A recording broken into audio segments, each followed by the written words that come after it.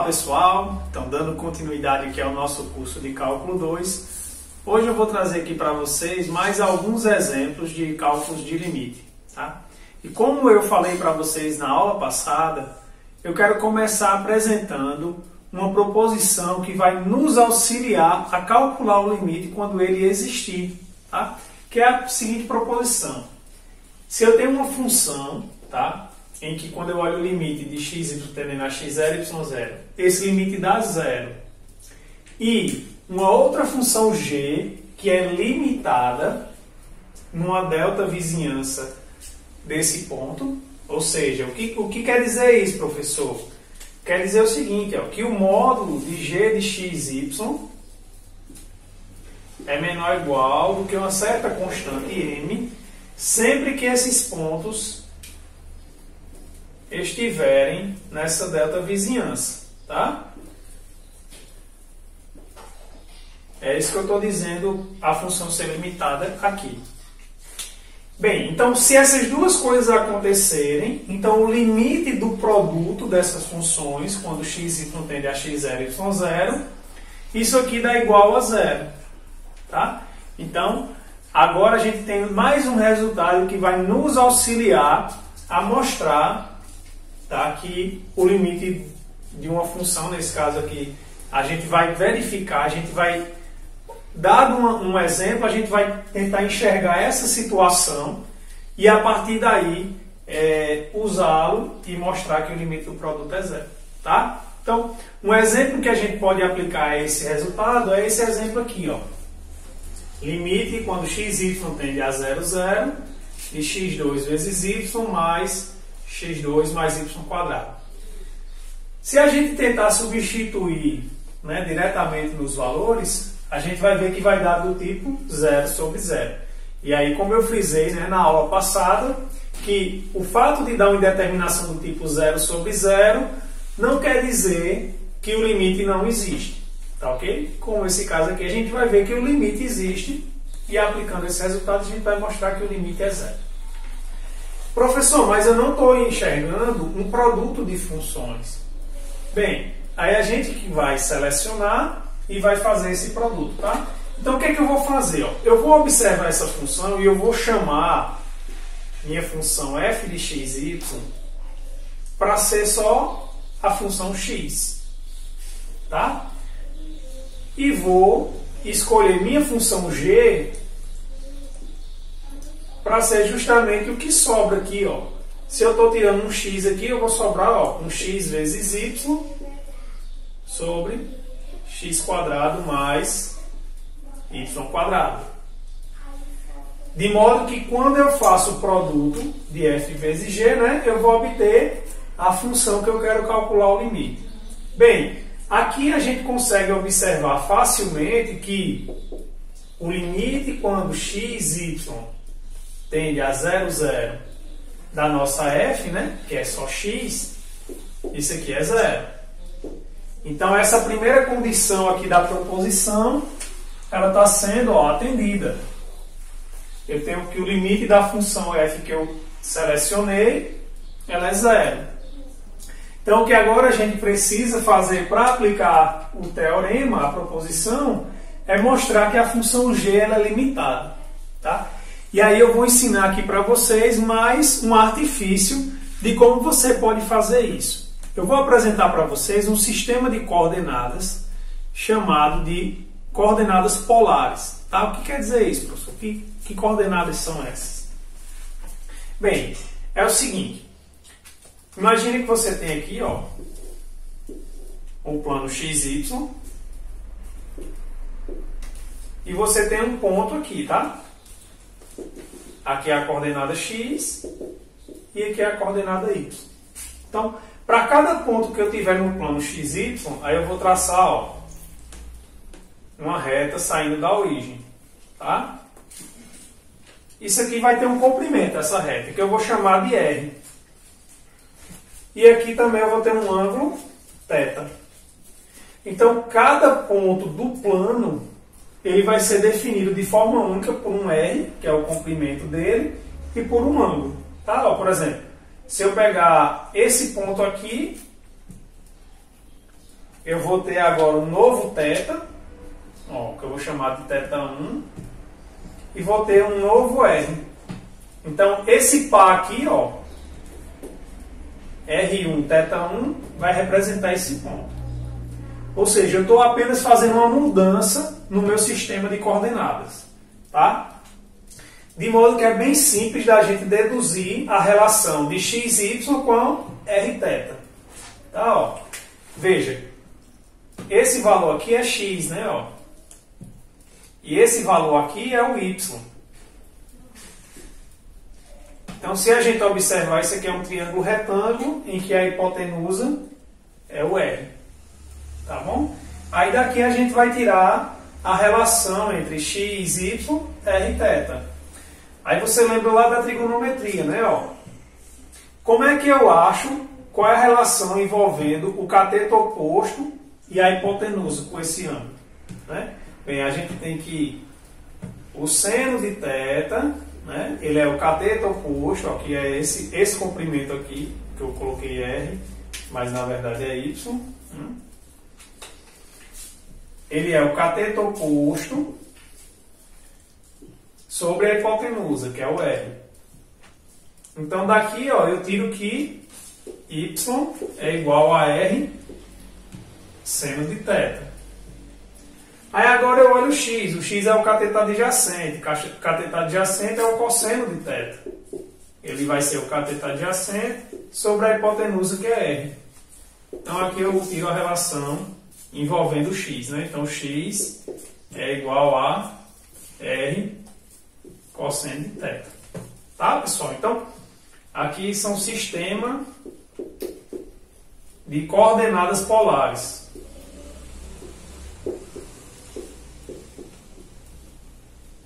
E ele é dado por essa mudança. X é igual a R cosseno θ, Y igual a R seno θ. O R ele pode variar, né? Ó, de 0 até infinito. E o θ ele varia de 0 até 2π. E dessa forma eu consigo cobrir o plano inteiro. Tá bom?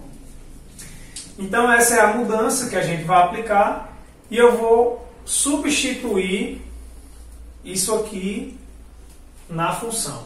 E vocês vão já entender porque isso aqui vai facilitar a nossa vida. Então vamos pegar, né, esse sistema de coordenadas polares e vamos substituir aqui na função g para ver o que é que a gente vai obter. Tá? Então agora eu vou ficar com g de rθ, tá?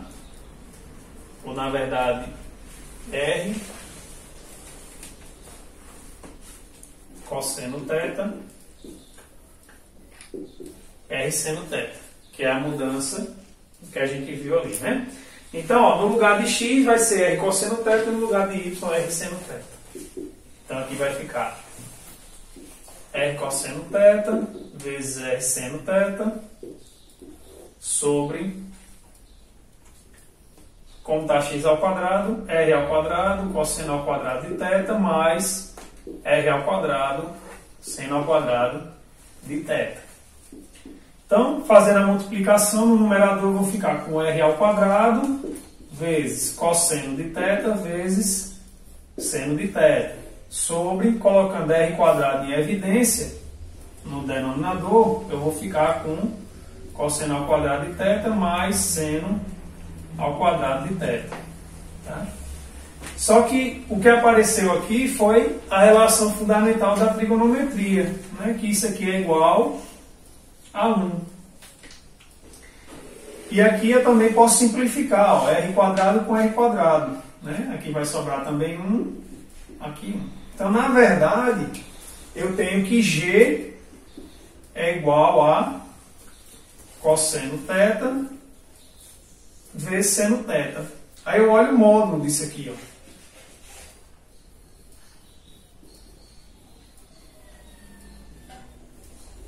Então isso aqui é o módulo do cosseno de θ vezes o seno de θ, que isso é menor ou igual que o módulo do cosseno de θ vezes o módulo do seno de θ.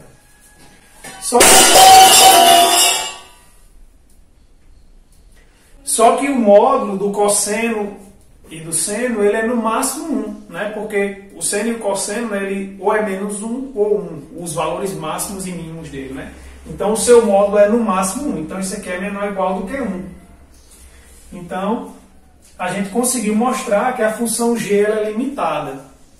Então, a gente já mostrou que o limite de f é 0 e que a função g é limitada. Então, pela proposição, né, a gente tem que esse limite aqui ele é igual a 0.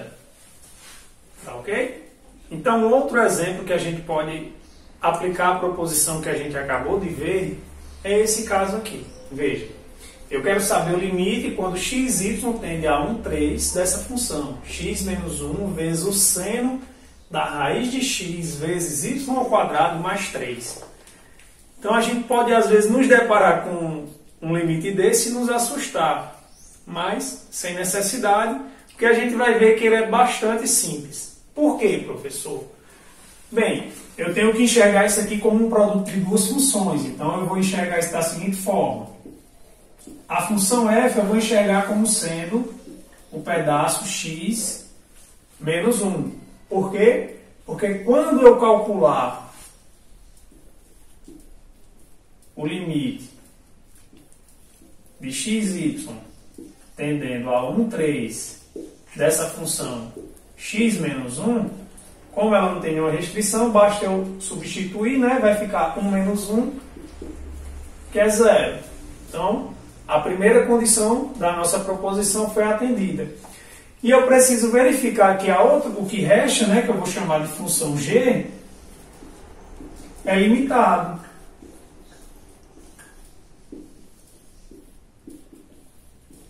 Só que veja, não importa o que está dentro do argumento da função seno. Tá?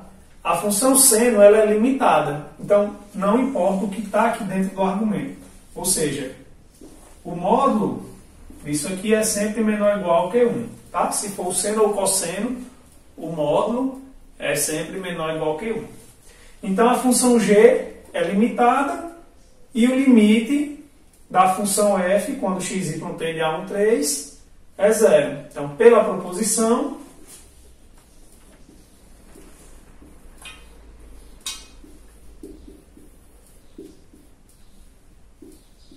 não citei asterisco não, mas vamos chamar dela, né, que a gente viu no início da aula.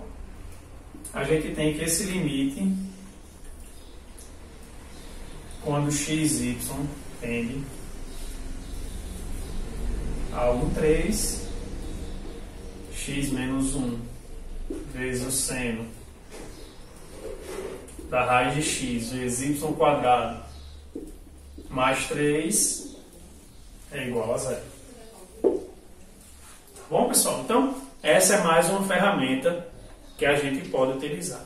Então, pessoal, para finalizar a aula de hoje, eu vou resolver esse limite aqui e aí a gente vai ver que ele vai se assemelhar um pouco às técnicas que a gente já aplicou lá no cálculo 1, tá bom? Veja, se eu calcular, né, o limite de x e y tendendo a 0, 1, né, aqui você está vendo 0 mais, 1 menos. É um cuidado na questão, tendo em vista que eu tenho raízes aqui, né? E aqui só faz sentido para valores maiores ou iguais a 0, e aqui para valores de y menores ou iguais que 1. Tá? Então, só um cuidado que a questão teve aqui com relação à boa definição das raízes. Tá bom? Mas, enfim, se a gente substituir diretamente, né, os valores, a gente vai observar o seguinte. No numerador eu vou ficar com 0, e aqui vai ficar 1 menos 1, que é 0. Então, no numerador vai dar 0. No denominador, aqui vai dar 0, e aqui também 1 menos 1, 0. Então, é uma indeterminação do tipo 0 sobre 0. Aí você lembra assim, professor, mas quando tinha indeterminação desse tipo envolvendo raiz, eu fazia uma radiciação, e lá resolvia. E aqui também vai resolver, tá? Então, é isso que a gente vai fazer, esse é o truque. Então, eu vou chegar aqui, ó, e vou multiplicar pelo conjugado do denominador. Então, vou multiplicar em cima e embaixo, né, que é para não alterar.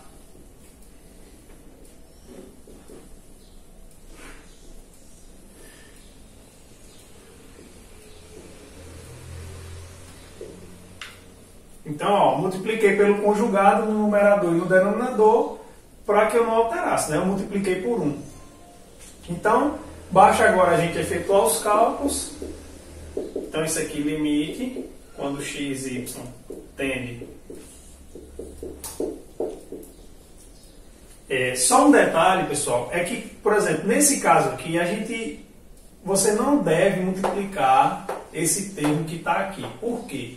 Porque quando a gente faz essa radiciação, na maioria dos casos, o que vai aparecer quando a gente efetuar o denominador é justamente esse termo, que é o que a gente vai cancelar, tá? É onde está a indeterminação. Então, se a gente faz a multiplicação, depois a gente vai ter que colocar em evidência novamente. Então, basta reescrever da seguinte forma, né? X mais y menos 1 vezes raiz de x mais raiz de 1 menos y. E aí no denominador a gente tem um produto notável, né? Ó, que é o produto da soma pela diferença, né? Que vai ser o quadrado do primeiro, menos o quadrado do segundo.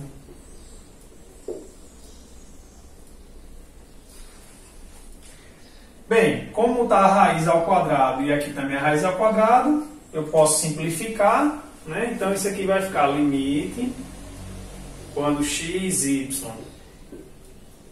tende a 0 mais 1 menos de x mais y menos 1 vezes raiz de x mais raiz de 1 menos y sobre, aqui vai ficar x menos.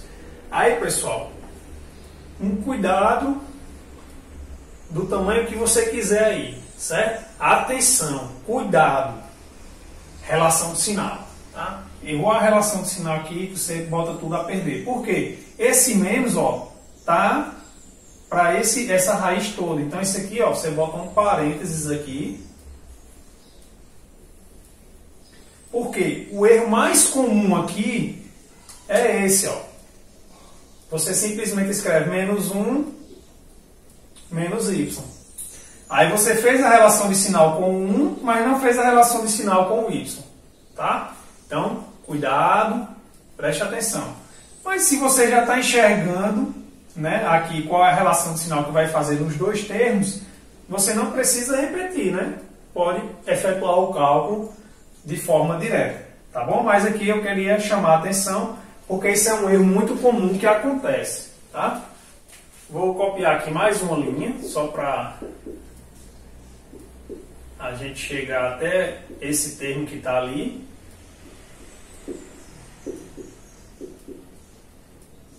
X mais y menos 1 vezes raiz de x mais raiz de 1 menos y sobre, e aqui agora sim, fazendo a relação de sinal, menos por mais menos, menos por menos mais. Então, ó, observe que o que aparece aqui é exatamente o que aparece no denominador, né? Ó, x mais y menos 1. Só está alterada a ordem, mas isso não importa, né? Esse termo aqui é igual a esse termo. Então, a gente pode simplificar. E aí a indeterminação foi embora. A gente não tem mais indeterminação. Aí basta substituir. Ó. Agora, quando eu substituir x por 0 e y por 1, né? Aqui agora vai ficar 0 mais 0. Mas não tem nenhum problema, porque está no numerador. Então, isso aqui vai dar 0 sobre 1 agora, que é igual a 0. Tá? Então, como vocês podem ver, né, algumas coisas que a gente já sabia, alguns truques que a gente já usava lá no cálculo 1, inclusive a proposição que a gente viu na aula de hoje tinha uma semelhante lá no cálculo 1. Né? Então, como eu falei, né, a gente sempre só vai, né, adaptando tudo aquilo que a gente estudou lá e chamando a atenção, né, nas diferenças que acontecem agora quando eu estou com duas ou mais variáveis, tá bom? Então, um forte abraço. Se você gostou da aula, Não esquece de deixar seu like aí para poder divulgar o nosso canal para outras pessoas, tá bom? E, novamente, né, qualquer dúvida pode deixar seu comentário ou também entrar em contato pelo WhatsApp. Então, um forte abraço, fiquem com Deus e até a próxima.